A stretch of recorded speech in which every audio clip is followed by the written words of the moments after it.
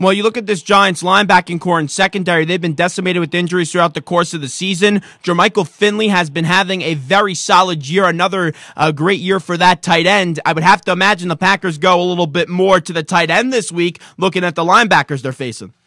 You know, it's hard to say, Zach. They have such a exceptional receiving core, and there have been games where Aaron has completed passes to 12 or 14 different receivers.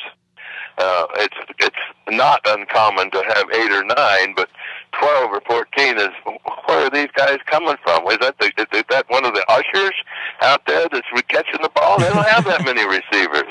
So they have got some weapons, and they all seem to be well, and Aaron seems to be extremely capable in terms of going where the defense isn't. And he also can throw that ball in a crack. You know, he especially if the defensive back isn't looking at him, he'll throw it within 2 or 3 inches of the defensive back's head or hands or wherever to get a completion to where his receiver needs the ball. So I think it's going to be a really good football game, and I expect it to be a tight game, and I expect it to be a close game, and I expect the Giants to be there right down to the end. So it's impossible for me to pick against Green Bay and to think that somebody else might win, because I just don't operate that way. But I think it's going to be a really good football game, and I think at the end of the day we're going to go,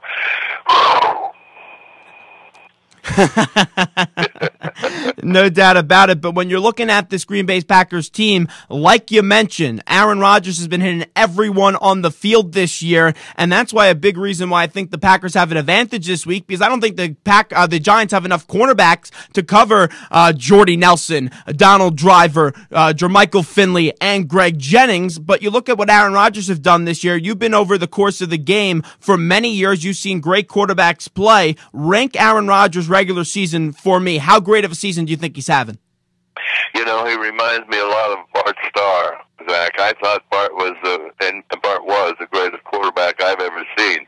In championships, playoffs, Super Bowls, games to determine titles, Bart Starr threw 244 passes with 1 interception.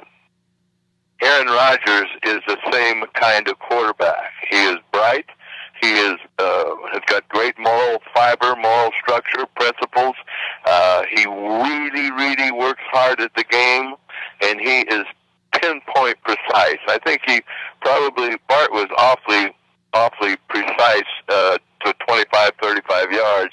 I think they probably pretty much the same, but Aaron has got that next step. He's got the 35 to 55 yards, and he can throw the ball precisely at that distance, which Bart couldn't. So Aaron is got some time left before we declare he's better than Bart or declare he's the greatest of all time. He's had a hell of a year or two, and the Packers have had a year or two. But one day doesn't make a summer, and one Super Bowl doesn't make a dynasty. They have to win 2, 3, 5. Something like that. They've got the possibilities. They're young. They're talented. Some of them are taking less money to play with the Green Bay Packers, like A.J. Hawk, which was a wonderful gesture on his part to take $1 million or $1 million and change less so that he could stay with the team. And if the rest of them take a note from that and keep that team together, they can become a dynasty. But Aaron Rodgers this year has been impeccable. You can't say enough about him. You can't give him enough credit. He's just been wonderful, and we just hope he stays healthy for the next 10 years, and we continue this parade. Visit jerrykramer.org for more information about Jerry Kramer. Zach Gelb here on the Peerless Boilers Hotline. Peerless builds America's best boilers, talking to the All-Pro guard in Jerry Kramer. And Jerry, the only downfall for the Green Bay Packers this year has been their defense. They've allowed the most yards this year in the NFL, ranked 32, and they go up against a lethal Giants passing attack in Eli Manning, going to his receivers in Victor Cruz and Akeem Nicks. The only way I see the Packers losing this game is if Eli Eli can go off in this game, and still that may not even be enough. Can you see this Packers team containing Eli this week? No, I don't, Zach. I think you're exactly right. We know the defense has not been as strong as we would have liked, and it's an interesting evolution in the game that since the beginning of time, coaches have said offense sells tickets, defense wins championships. Well, there have been so many changes in the offensive passing game to enhance the passing game, especially the linemen being able to use their hands, the no-touchy rule downfield, and on the receivers and several other aspects of the passing game, that it's now an offensive game wins championships, not defense. So I think we're going to see a shootout, and I think Eli's been having a hell of a year. He's played extremely well. And I don't think you're going to shut him down. I don't think anybody's going to shut him down. He's too good. But I think we've just got to outscore him, and that's what we've been doing most of the season, is outscoring the opponents. And people have scored against our defense, and they will continue, but we might pick a couple too. So that will probably be the difference in the game if Mr. Woodson or Mr. Matthews or Tremont Williams or some of the boys in the backfield pick one or two. That'll probably be the difference in the outcome of the game. But I expect Eli to be throwing the ball. And your statement's definitely true. You look at the 2-1 seeds this year, the Patriots and the Packers in the AFC and the NFC. They're last in yards. The Packers are 32 and the Patriots are 31. So offense is definitely taken over. But one quick note here on the special teams. I know you were a kicker. A lot of people don't know that. But a lot of kickoff rule changes this year. Do you like the new kickoff rules? I'm not real fond of it. I think the kickoff is a very exciting part of football. It's a great part of football for 75, 85, 100 years. I think we ought to be really, really cautious when we change the game, when we make rules that change the basic nature of the game. And I just would wish that we would think about things for 5 years before we jump.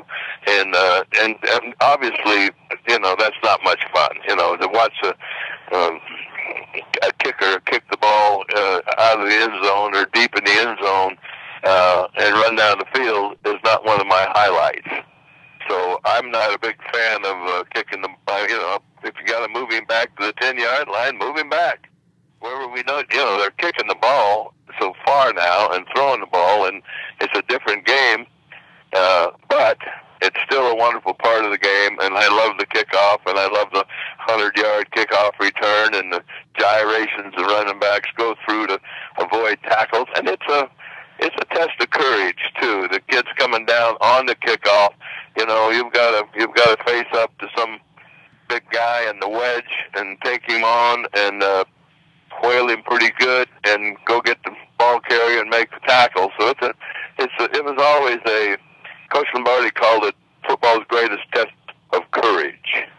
So it took a little bit of courage, a little bit of character to go down on that kickoff and take on that wedge or take on those people one-on-one and then go to the ball carrier. So I always thought it was an integral part of the game, and I'd like to see it remain that way.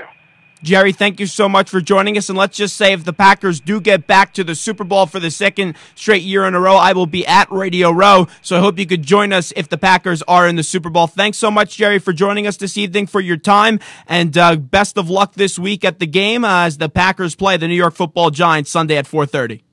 Zach, thank you very much. Great to be with you. And tell that producer of yours that he does a wonderful job. He does an average job, his best. Just kidding. Jerry, thanks so much. I appreciate it.